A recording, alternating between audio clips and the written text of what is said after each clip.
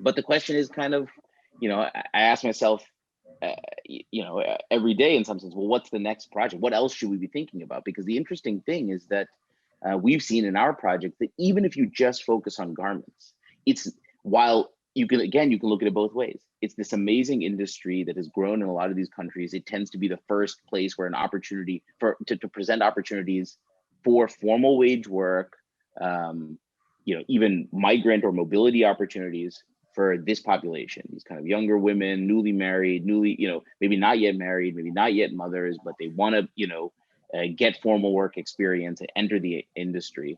But there still are a whole bunch of people in this population who can't migrate, who can't leave their households, who for gender reasons, social norm reasons, family responsibilities, they themselves cannot go to a factory in an urban or peri-urban area. So they're still being left out. So then there is this sense that garments have this amazing promise for some portion of the population, but the fact that you can't work from home has been an issue. Now, if you think about, well, is the future that this big portion of the population can scale up the work that, for example, Cambodia does in BPO call center, or go the way that the Philippines has gone? Maybe you do have, number one, a way to catch the workers that are going to be left behind by the garment industry when it gets automated, but also this other wedge of women who were never maybe able to quite take advantage of the garment sector. They're all, questions, and I'm just waving my hands in the future. But it is this interesting thing that we struggle with every day, where we see the promise of the garment sector pre-pandemic in some sense. We see the promise of the garment sector, but we still see that there's all these people who get left behind there too, because of this physical nature of the work. You have to be there, collect together. So it does beg this question: what's that industry that might unlock them, and also be prepared to catch all these workers who are going to be potentially left behind, whether it's garments or other sectors, if the pandemic or other forces we knew were in place beforehand hasten this kind of push towards automation? Well, you just left me about 25 threads to follow in different ways, which to predict where the opportunities lie, I think is really, really tough. I even think some of the hard skills, which you touched on, like teaching people, Java programming or even that's hard. I think the real base of opportunity for us as an organization, the one that we're trying to pursue, is that issue of soft skills. Soft skills are universal skills. And as we move towards more of knowledge work, those soft skills, that ability to be flexible, to be resilient, to be able to jump into a team and work with it, or solve problems, or think, interact, those are going to be the deciders for how people do. When I go to Phnom Penh every year, we do this thing in Cambodia Entrepreneurship Day. And I meet these young people, and I'm so impressed by their drive, their interest, their willingness to step up and grab a microphone in front of 1,000 people and say something. That always impresses me. I think those are the ones that are really going to land on their feet, and to the degree that we can help people, whether they're unable to leave home, whether they're locked in their, able to leave home but stuck in their community, whatever they are, but able to think, to figure out opportunities for themselves, the better they're going to be. Advocate for themselves. Opportunity. If I was going to push governments to do something, it would be to really ensure soft skills is embedded in each aspect of their curriculum, of their education system, from the time they're little to the time they're older.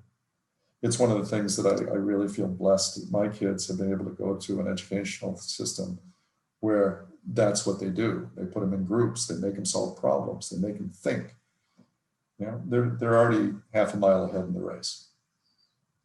Yeah, I think that's a great point. In some ways, I guess it's the answer to what was going to be my next question, which is that, when I do, let's say, talk and predict, and we scheme about what could possibly be the future, and then you're left with, like you said, 25 different threads to think, well, maybe this is going to be the right thing, this is going to be the right thing. What is at the nexus of that? What do you and I, practitioners, development researchers, or maybe even the next wave of younger students and so on, who are saying, hey, I want to get in here and and start thinking about how I can invest in the future of industry across the developing world and so on.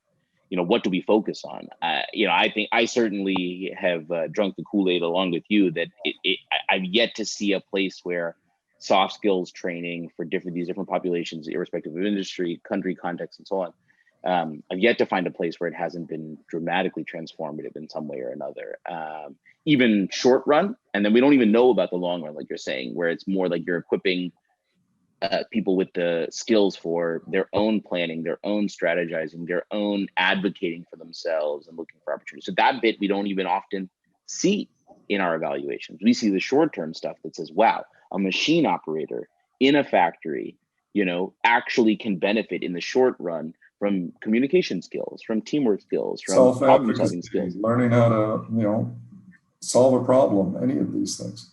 The one thing, I don't know if it's a soft skill, but we have it within our soft skill program, is vision, is vision setting. If I was going to make a recommendation for any program, and I say this because I think it applies to factory upgrading, it applies to young people, it applies to SMEs or corporate chieftains. Having some kind of driving vision of what you want to achieve. So if you can help these people, if you're working with a factory and you can get that manager to understand, I want to be the good factory you're talking about. The one that treats its workers well, that has its productivity systems under control. That's suddenly it's all linked together. This is it's a Swiss clock of manufacturing that and miss a gear, it's all going to not work. So get it all working right. If you can create that vision in their head, those people become some of the greatest at upgrading facilities. You can just see, you come back the next time and they've done all these things, not what you told them to do, but additional things. New things they identified. Sure, because they've got a vision of, they've understood what you're talking about. That having, what I always say with factories, the first thing I look at when I work with some of the young people we work with on how to upgrade factories and do it, is start looking at a factory from the moment you pull up to the gate. How's the gate?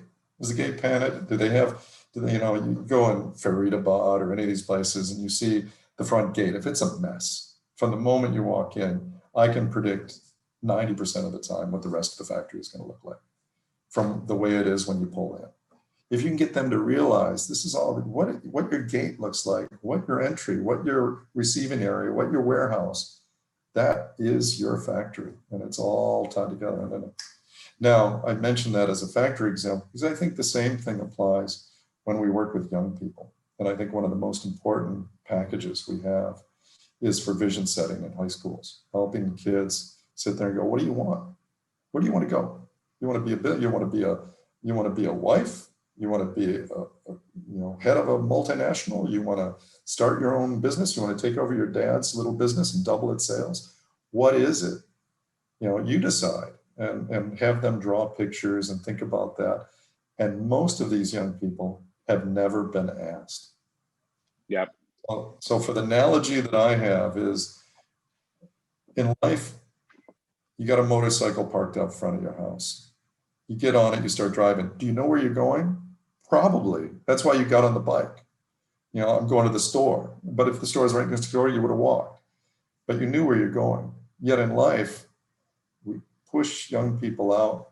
We go through life ourselves without knowing this is where I'm going. This is where I want to be. Yet when I meet some people, and I think probably you and Ash and some other people that I've met that have really, really achieved a lot, they had a vision. They knew where they wanted to go. I want to be this. I want to be a leader of that. Or I want that little patch of grass that I lay on every day and watch the sunset, whatever it happens to be. I think that's exactly right. That's profound, because I think it's funny, our significant others all make fun of us a little bit. They'll overhear our conversations, whether it's me and Nutch or me and Anant talking about, what should we do next for GBL and so on. So much of the time is not, doing real work. It's just talking about what's next. What should we be doing? It would be amazing if we could, work in this or do this impact or get over here. Or, we've never seen what's going on in this industry. So you spend so much of the week doing that, so much of the day sometimes doing that, and it feels like, oh man, am I really working or am I just dreaming? But the reality is that it takes so much less work to get there if you've got a clear vision, and the vision is such a big part of it.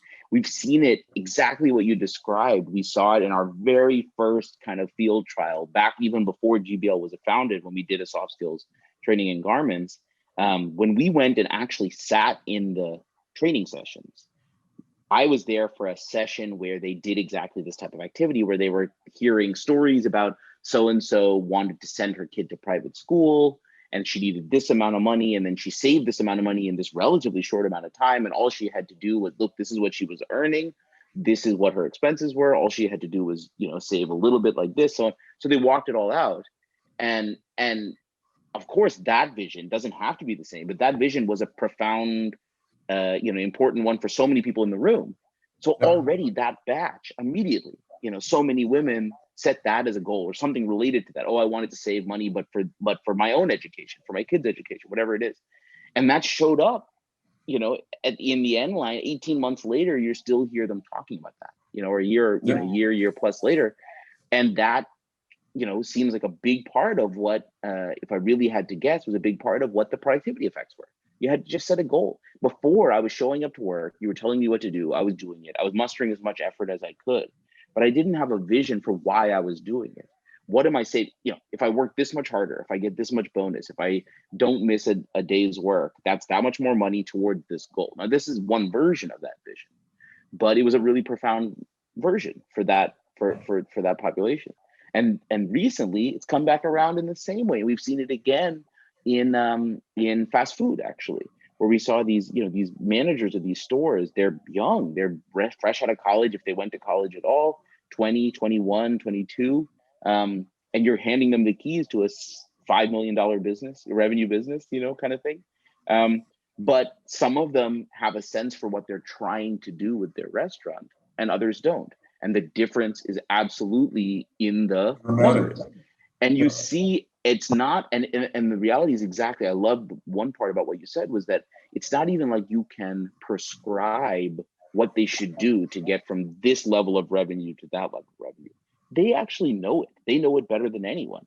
What they don't know is what they're shooting for and why. Do they have a vision for that the store could make this much more in sales, and that they want to do it? If those two things are there, they'll definitely chart a course there better than any of us could. And so we saw that, in one of our projects, we see that, for example, if you start measuring it a little bit, you tell them what other stores are doing. Oh, they're actually working their drive-through a little bit faster, and look at how much they're selling.